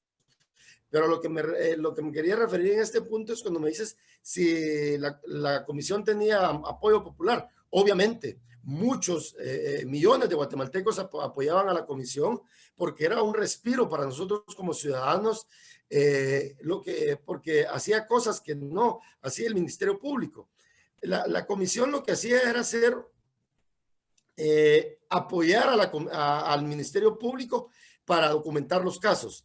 Quien acusaba y presentaba la evidencia ante el organismo judicial, en tribunales, era el Ministerio Público. La CICIG lo que hacía era querellarse en los casos e investigar, pero quien llevaba la investigación penal era el Ministerio Público. Entonces hubo un apoyo, pero el apoyo se dio más a partir del año 14, 2015, que es cuando millones de guatemaltecos salen a protestar a diferentes ciudades del país y sobre todo en las ciudades de Guatemala, donde la Plaza de la Constitución, en el año 2014, 2015, la plaza se llena cada fin de semana con miles de guatemaltecos que protestan. Y ahí es cuando se da la renuncia de Otto Pérez Molina como presidente y el caso de Roxana Valdetti, ¿verdad? Claro. Pues sin duda que la injerencia de la prensa es fundamental en este tipo de fenómenos que se dan en nuestros pueblos, pues exigiendo justicia, que se cumpla con las leyes, ¿no? Que no haya esta impunidad. Precisamente por eso te buscamos, Marvin, porque la óptica del periodista, de quien contribuyó a la investigación, de cuyo trabajo sirvió para sentar las bases de abrir las investigaciones, fue fundamental. Pues muchísimas gracias por tu participación y estamos en contacto. Siempre Guatemala y México como países hermanos, Chiapas como un estado fronterizo, siempre tiene puestos los ojos en Guatemala. Seguramente vamos a trabajar muchas cosas todavía, Marvin, si no tienes inconveniente, ¿no? Un fuerte abrazo a Guatemala. Muchísimas gracias. Cuídate mucho. Un abrazo y que estén bien y gracias por el espacio y aquí estamos a la orden para cualquier otra ampliación o para cualquier otro tema que sea de interés público para todos, ¿verdad? Claro, gracias, que estés bien, hasta pronto. En el caso de Chile, que es un país, que es un pueblo también que ha tenido que transitar de una situación, de una dictadura férrea, contundente y feroz, podríamos decirlo, a unas condiciones de un estadio democrático en la actualidad. Por eso es que buscamos al académico, politólogo, analista, que reside en Valdivia, Chile, al sur de aquel país austral, a Reinaldo Tan Becerra, quien hizo favor de darnos estos comentarios suyos y que creo que van a abrir cierta claridad sobre cómo deberíamos transitar en Chiapas para, en primer lugar, exista la memoria y después exista la justicia para resolver lo que al parecer es una catástrofe económica que está afectando al ámbito social, económico y político, por supuesto. Vamos a escuchar al académico chileno. Hola, Reynald. Muchísimas gracias por aceptar esta entrevista. Sabemos que andas en Valdivia, al sur de Chile, y qué bueno que la tecnología nos da oportunidad de conocer tu opinión con respecto a este transitar de la democracia en nuestros países. El ejemplo de Chile es muy importante también, lo hemos seguido desde México. Y creo que en el caso de Chiapas estamos en una situación de ese tipo, que aspiramos a mayor democracia, a mayor transparencia. ¿Cuál es tu experiencia en este ámbito? Gracias, Luis Armando, por la invitación y muchas gracias. A ver, mira, gran tema, transitar hacia la democracia. ¿Somos democráticos? ¿No somos democráticos? ¿En qué nivel de democracia nos encontramos? Es tema para nuestras sociedades latinoamericanas, sea en el norte, en el centro o en el sur. Ahora, en el caso nuestro, en el caso chileno, hemos tenido una historia bastante, digo yo, interesante en lo que ha sido desde el último cuarto del siglo pasado a este primer cuarto del siglo XXI. Hemos transitado, en el caso nuestro, de momentos devastadores para la sociedad chilena, como fue el golpe de Estado y con la instalación de la dictadura cívico-militar en 1973, a el tránsito a la nueva democracia chilena en 1990, y hoy día, en este nuevo escenario, 30 años después de la vuelta a la democracia con un estallido social, ¿sí?, que todavía tiene huella en nuestra sociedad y que no ha sido, y que está en proceso. O sea, la pandemia lo que hizo fue poner el manto en una preocupación fundamental y vital, que para todos a nivel global, pero esto no significa que los temas del estallido no estén en la agenda, al contrario. Y expresión de eso, y lo digo muy a título personal, es la oportunidad maravillosa que tenemos como sociedad chilena de tener una nueva carta fundamental, un nuevo pacto como sociedad expresado en la Constitución. El estallido social finalmente moviliza y activa esta oportunidad de tener una nueva carta magna con, en el caso de nuestra sociedad, inédito de que sea con participación, que fue plebiscitado, lo cual es fantástico. Habla de Chile de hoy, y como digo, en un mayor nivel de democracia, ¿sí? Que finalmente por primera vez en nuestra historia constitucional, después desde el siglo XIX al presente, tenemos la oportunidad de la ciudadanía sea representada a través de constituyentes elegidos por cada uno de sus territorios, resguardando representaciones en pueblos originarios, con un componente de género. O sea, es un regalo que quería y una oportunidad para definir lo que van a ser las reglas para el Chile de los próximos 50 años, ¿ya? Nuestros hijos, nuestros nietos. Claro, y te refieres a un regalo sin duda para tu generación, pero la generación anterior tuvo que luchar contra la dictadura, contra la plutocracia, contra un sistema antidemocrático, y creo que es por lo que estamos transitando, no solo en México, sino particularmente en Chiapas, ¿sabes? La ciudadanía no está representada, estamos inmersos en un proceso electoral ahora, pero siguen estando los esquemas anteriores de los cargos de elección popular en manos de pocas familias y de grupos que han sido privilegiados.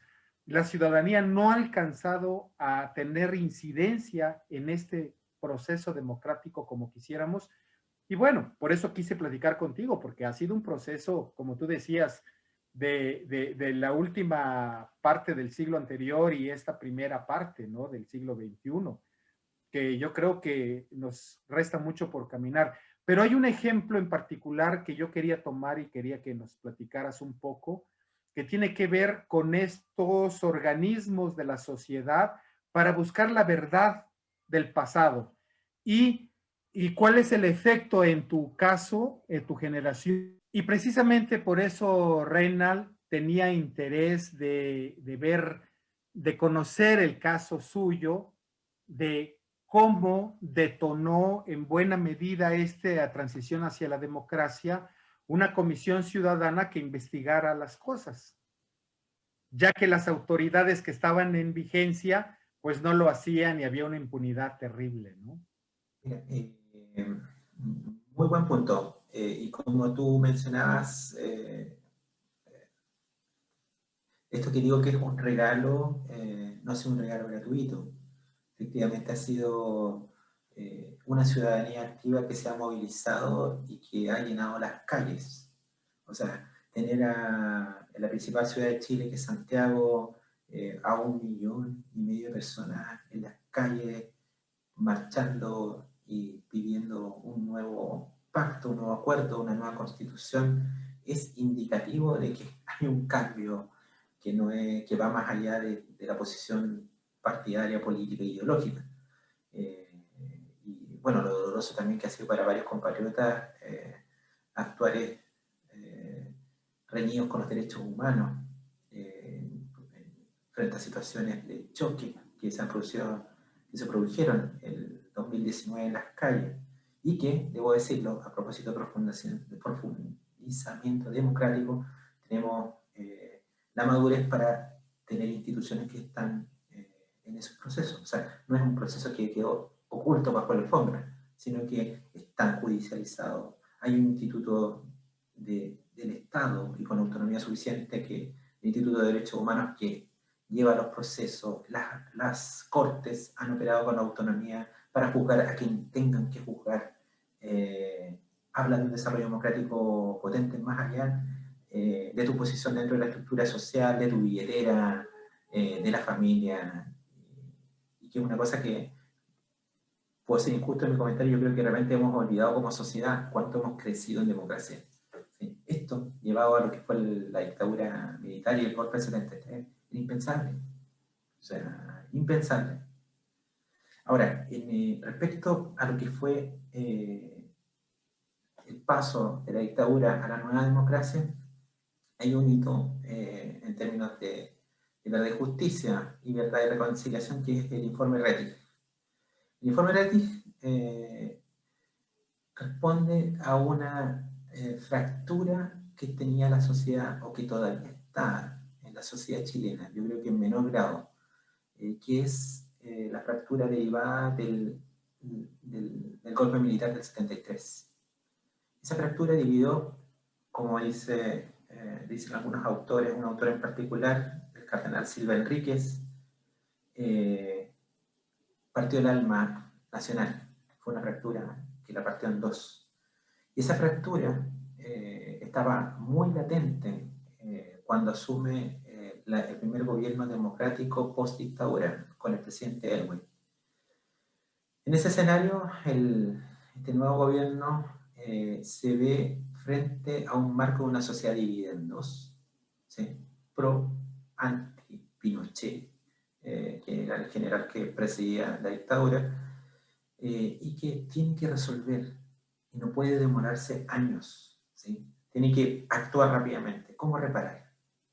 ¿Cómo recuperar, primero, cómo recuperar una memoria que fue tapada por años, sistemáticamente, por organismos del Estado chileno, para poder construir? Estamos en un escenario democrático. Pasamos de esta dictadura que cubrió con un manto de impunidad sus violaciones a los derechos humanos sistemáticamente, y su actuar opresor. Estamos en un espacio democrático de igualdad de derechos, o de nueva igualdad de derechos, en la cual no por pensar distinto vas a ser perseguido, exiliado, torturado o deportado, ¿sí? con todo el impacto para tu familia, tus amigos, devastador. Puedes opinar. ¿Sí? Y hay una deuda de memoria en la construcción de ese nosotros. ¿Cómo hacerlo con un país que está operando ahí? Con la sombra del dictador, con este deseo de nueva democracia, y no producir un quiebre que nos lleve a una situación de conflicto mayor, que al final del día va a ser un conflicto fratricida, ¿sí? Como el que ocurrió en cierta forma, en cierto grado, con el golpe del 73. Y lo que vislumbra ese gobierno, encabezado por Patricio Aylwin, es este informe. ¿Qué podemos hacer? Un informe de verdad y justicia. No podemos llevar adelante la mirada institucional de la época, estamos hablando hace 30 años prácticamente, 30 años. ¿Cómo poder llevar adelante? Tenemos que juzgar a los responsables, absolutamente razonable. ¿Cuánto tiempo tiene nuestro sistema jurídico de aquella época para procesar eso? ¿Sí? 1 año, 2 años, 3 años, 5 años, 10 años. El sistema jurídico chileno en ese momento no es el de hoy, 2021. La velocidad de los procesos eran años. Necesitamos resolverlo rápidamente. Hay un tema de justicia, fundamental. Pero no puede haber justicia sin memoria. La memoria no está resuelta. La memoria está con palas de tierra cubierta. ¿Sí? Hay una parte de la sociedad chilena en el 91 que no tenía conciencia de la gravedad del actuar en materia de vulneración de derechos humanos de la dictadura. Otra, vivido, sufrido.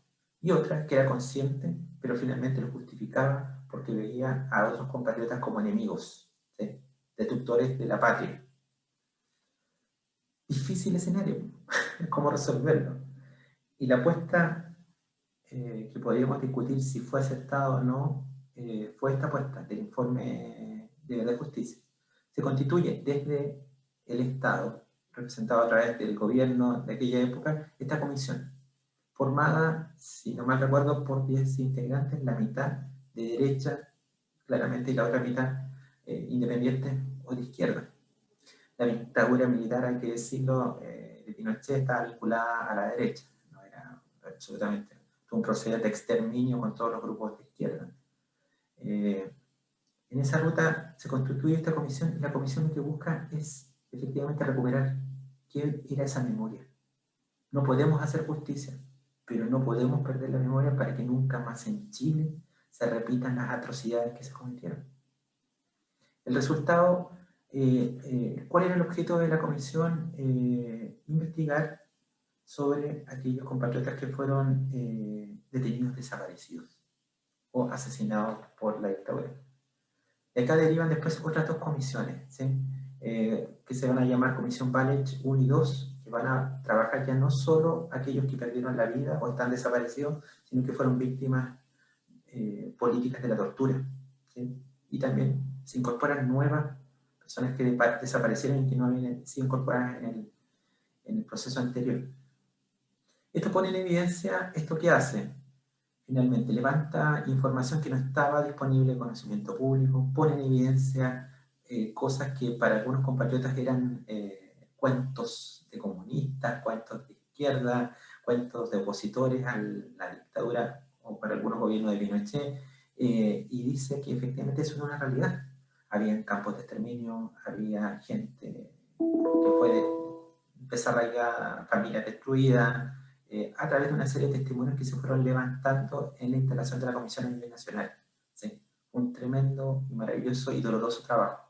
Esa información es de conocimiento público y aquellos que son declarantes quedaron también con la posibilidad de ser requeridos por la justicia para procesos investigativos. ¿Sí?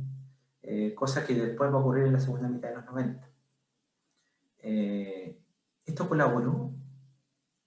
A mi juicio, sí.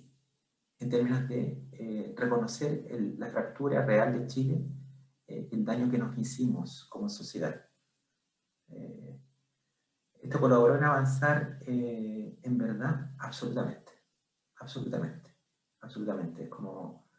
Pero esto significó Esto significó cambios a niveles de instituciones involucradas en esta violación a los derechos humanos, cambios en ciertas lógicas de funcionamiento, sí, tuvo impacto.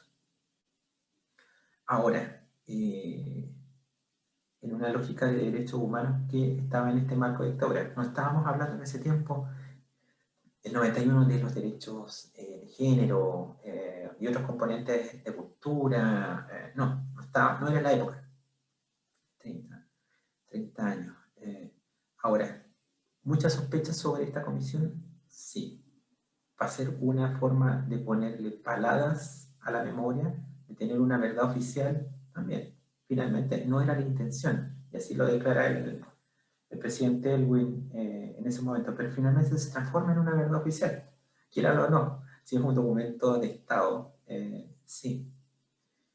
Es muy potente en aquellos que vivíamos en ese tiempo, bueno, que ya estábamos vivos en ese tiempo, cuando aparece, y era chico, cuando aparece el presidente Elwin pidiendo perdón, llorando, con los informes por lo ocurrido.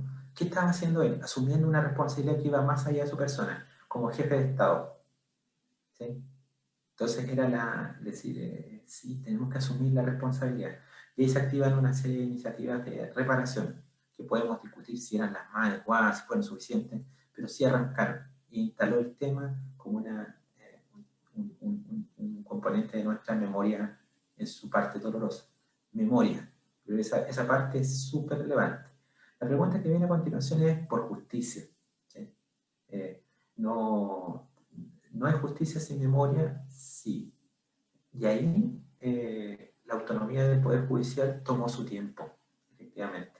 Y tiene el Poder Ejecutivo, representado a través del presidente de gobierno, que echaba a andar esto. No podemos seguir construyendo Chile si no tenemos resuelta esta memoria. El piso fundamental. Si no, vamos a seguir con una sociedad fracturada. ¿Qué ocurre después? Hasta hace pocos años siguió siendo un componente, el haber sido pro dictadura o anti dictadura, un componente organizador de la política chilena. ¿Sí? Tú estuviste ahí, pues, estamos hablando del golpe del 73, te estoy diciendo hace no muchos años, o sea, más de 40 años, todavía está, pero ya se ha ido disolviendo y ha sido incorporado como parte de la memoria y no elemento diferenciador de la política. De repente sale, pero ya no organiza. Eso. Ahora, retomo el último punto. Responde a una necesidad de seguir construyendo país, seguir construyendo nación. Sin esta resolución de esta memoria no podemos seguir avanzando y vamos a seguir con esta fractura. Fue necesario profundizar, como te decía, después aparecen otras dos comisiones que se llaman Comisión Valech, porque era encabezado por un obispo chileno, Monseñor Sergio Valech, en el caso Rettig, abogado Rettig, y él encabeza, y por eso quedaron con esos nombres. ¿Sí? Sí. ¿Qué rol tiene la ciudadanía ahí? Lamentablemente o afortunadamente, no sé, podemos discutirlo, tuvo un rol menor, porque esta fue una decisión de gobierno que captura la necesidad local y que si podemos, y ahí entramos, si miramos la sociedad chilena hace 30 años, claro, teníamos una sociedad partida, me atrevería a decir, en tres. Una que negaba y respaldaba, otra que exigía verdad y justicia, y otra que estaba entre medio. Era como que efectivamente esto es verdad, esto es mentira. Pucha, mi vida se ha desarrollado en este nuevo marco neoliberal, económico, se me han abierto posibilidades, he podido desarrollar mis proyectos. Entonces, claro, si hubiera dejado esa, voy a ponerme en la ficción si yo fuera gobierno, si hubiera preguntado a la sociedad chilena en ese momento, ¿es necesario? ¿Sabes qué? Puede ser que la respuesta haya sido no. Siento que es un tema que mirado con ojos de Estado, de un buen Estado, requeriría meterle mano, aunque te duela, aunque no te guste, para seguir siendo nosotros, o mejor dicho, para volver a ser nosotros, tenemos que ver esa memoria dolorosa que nos ha construido, aunque no la tengas. Ahora debe ser parte, aunque la tengas, reconoce que fue una falta. ¿Sí? Entonces, ahí lo llevo a niveles de otro tipo de comunidades, como en el caso de ustedes. O sea, ¿Qué disposición hay de la comunidad para poder hacer esa memoria y mirarse críticamente y establecer nuevos pactos? El gobierno de Elwin fue criticado por algunos compatriotas por ser un gobierno amarillo. Amarillo decimos acá que como efectivamente no se matriculó por nada. Siendo justo históricamente, ¿qué más puede hacer siendo que un gobierno de transición? Después de una dictadura desde el 73 al 90, pasas a una nueva democracia en la cual los tienes ahí. El dictador pasaba a ser jefe del ejército de Chile. Entonces era como por constitución, ¿cómo podemos resolver este problema? ¿Sí? Tienes que navegar entre distintas aguas, pero sí puedo establecer este piso, que es un piso de memoria que no era suficiente después de profundizado, pero sí da un bloque para poder decir, en Chile se violaron los derechos humanos, fue una responsabilidad del Estado y nunca más debe ocurrir, para que nunca más en Chile se cometan estas atrocidades. ¿Sí? Y sí, tuvo efecto. Claro, totalmente. En verdad que aleccionadora oportunidad nos has dado de escucharte, de hacer este análisis de la realidad de tu país, y a mí me hace pensar mucho en la situación que vivimos actualmente y el proceso por el que hay que transitar. No es únicamente decir, ya se termina y empezamos una nueva etapa. Esta transición puede llevar tiempo, pero creo que vale mucho la pena.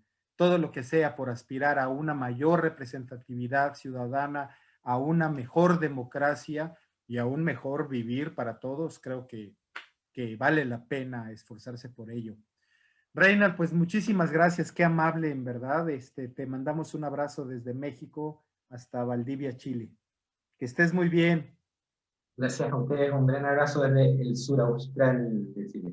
Sí, bueno, hasta pronto. Gracias. Pues sin duda que ha sido un largo trayecto durante este tercer programa de Entre Texas New, por el que hemos tenido que transitar para entender más o menos cuál es la situación en la que estamos en Chiapas y vislumbrar algunas posibilidades de solución del problema.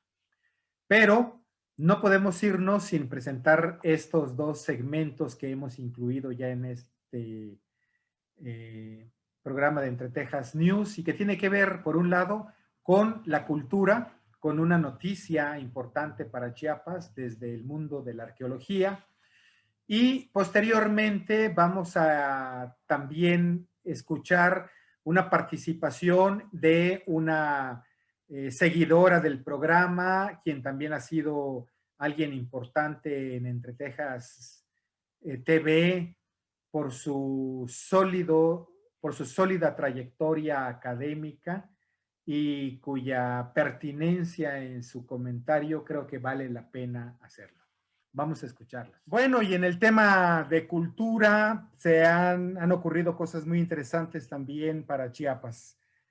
Al tiempo en que hace un par de semanas se hacía la denuncia de lo que había ocurrido en Izapa, en que una empresa constructora entró al polígono y al corazón mismo de Izapa y destruyó el montículo 46, de pronto tuvimos una magnífica noticia que nos llenó de alegría, que no compensa lo otro, por supuesto, pero es un poco estos claroscuros, el blanco y negro, de que mientras algo está mal, por otro lado están haciéndose cosas muy bien. Y tal es el caso de la repatriación del portaincensario de Petcajá, que tengo a mis espaldas, en justamente, sobre lo cual nos van a platicar nuestros invitados, el doctor Josué Lozada y el doctor Joel Palca, quienes han hecho todo este trabajo de investigación en la región y además han hecho posible esta repatriación. Hola, doctor Lozada, buenas tardes. Cuéntanos un poco de esto, por favor. Buenas tardes, claro que sí, Luis Armando, pues es un gusto estar con ustedes compartiendo esta información también con el doctor Joel Palca, bueno, quien fue parte precisamente de este proceso de una manera muy cercana. El día 13 de abril del presente año, bueno, se llevó a cabo la ceremonia de repatriación de esta urna maya en la Universidad de Albion College en Michigan. Bueno, en esta ceremonia asistieron varios agentes, varios actores, entre ellos, bueno, el doctor Joel Palca, un servidor, también estuvo por ahí gente de la Secretaría de Relaciones Exteriores, la participación del cónsul de México en Detroit, Fernando González Saife, y también por parte de la universidad, el presidente, el doctor Matthew Johnson, así como algunos investigadores y profesores también de esta casa de estudios. Bueno, pues se llevó a cabo esta ceremonia de repatriación, fue un acto muy simbólico, bueno, en medio de la pandemia, obviamente un viaje complicado, riesgoso, pero nos llamó mucho la atención y valió mucho la pena el viaje, precisamente por la agencia, ¿no?, de esta pieza, que esta pieza nos llamó prácticamente para poder estar ahí presentes y ahora reclama a ser regresada a su lugar de origen, en este caso a México y específicamente a Chiapas, de donde fue extraída aproximadamente entre 1969 y 1970. Es cuando llega Marvin Van, un apasionado de la astronomía, un personaje igual muy interesante porque era una persona que también se interesó mucho en la historia. Llega entonces a varios lugares en México, visita varios sitios de Mesoamérica y se interna a la selva lacandona y viene a dar a esta preciosa laguna de Laguna Petjá, también es conocida como Laguna Cibal o Laguna Guineo, y es ahí donde encuentra esta urna in situ y le toma una fotografía con la cual pues el día de hoy podemos reconocer que es una pieza auténtica, que es una pieza que ya ha sido estudiada bajo técnicas arqueométricas, gracias también al doctor Joel Palca, y de la cual ya podemos el día de hoy saber un poco más incluso de su iconografía y de su simbolismo. Gracias, doctor Lozada. El doctor Joel Palca ha dedicado las 2 décadas recientes al estudio y la investigación en la región de la selva, en Metzaboc y en Petjá. Ha hecho un gran trabajo de investigación, ha sentado escuela, pupilos que ahora colaboran con él y seguirán sus pasos. Gracias por eso, doctor, un reconocimiento desde Entre Tejas News. Pero cuéntanos, por favor, doctor, las características de esta pieza y por qué estamos viendo 2 piezas en la imagen.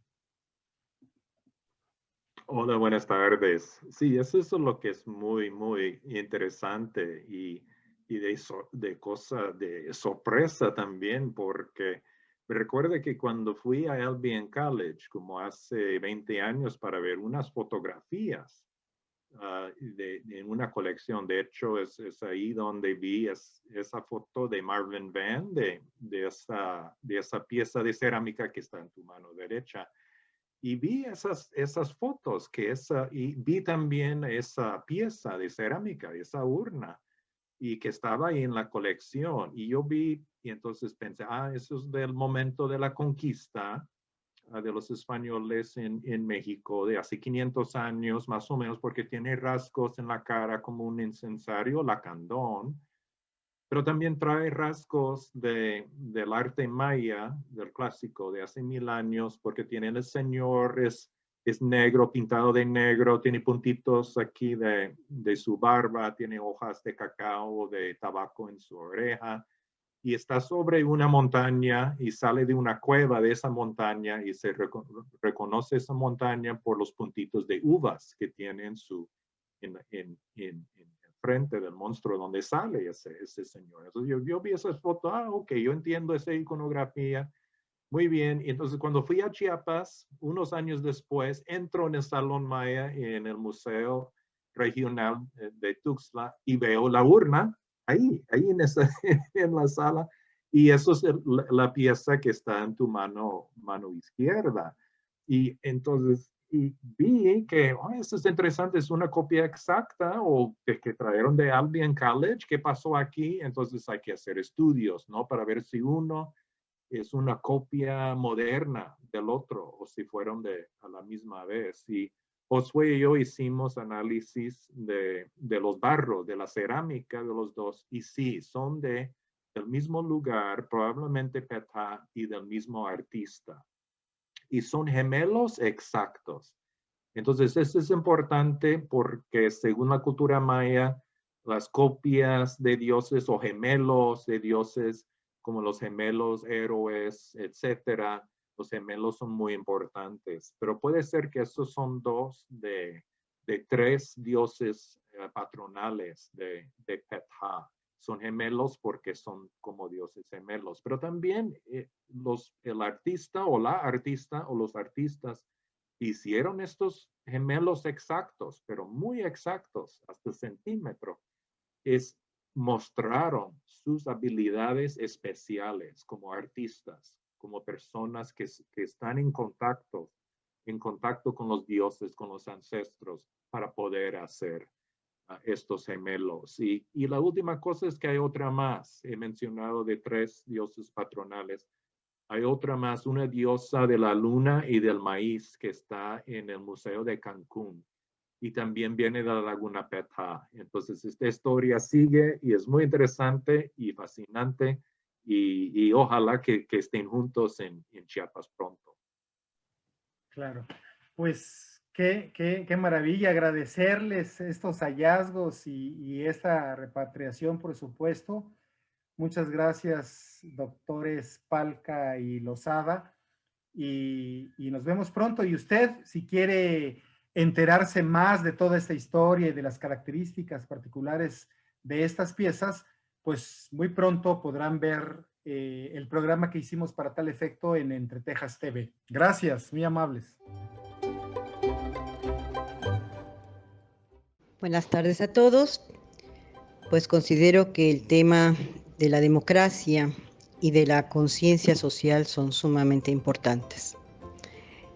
No se dan fácilmente, son logros de los pueblos. En México todavía creo, a mi manera de ver, que no se ha ejercido la democracia porque no hay una conciencia ciudadana. La conciencia ciudadana forma a los individuos a vigilar y a ejercer sus derechos y obligaciones.